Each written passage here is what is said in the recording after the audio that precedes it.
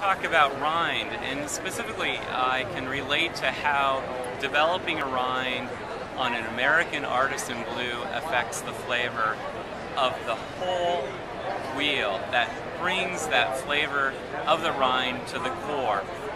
And so a good example of that is our Rogue River Blue. You can see the Rogue River Blue wedge that I have here, and I'll just peel away the leaf and you can just see how we have this layer of Brevibacteria or bee linens, and what that does is it creates a really nutty, sweet flavor throughout the cheese. This bee linen is naturally occurring in our caves.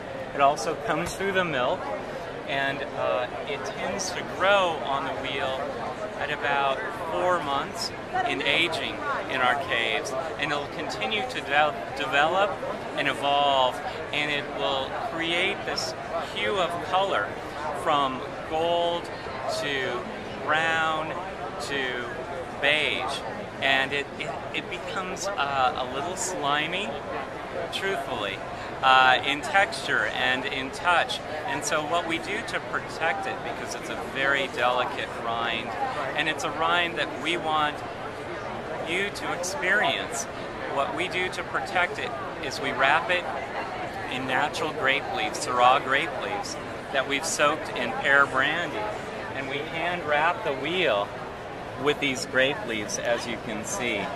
These are picked in the early spring, and they soak about 8 months in the pear brandy before we wrap it around the wheel. And you can see how this grape leaf protects this really delicate rind.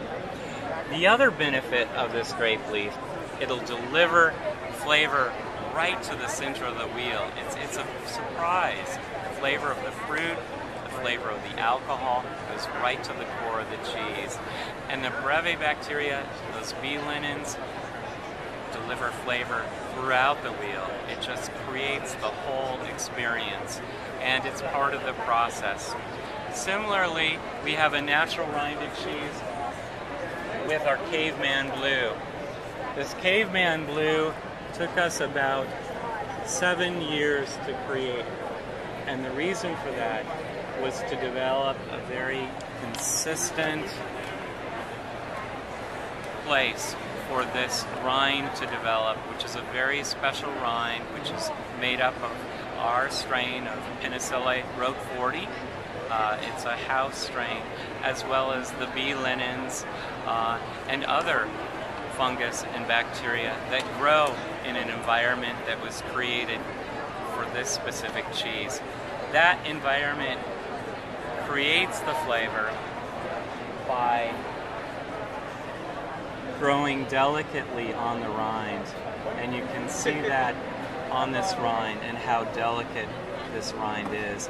But don't let the delicate rind surprise you. It really develops and packs the flavor in the wheel. So you're going to taste a very vegetal, very earthy, mushroomy cheese with that hint of spice. It's a brilliant cheese.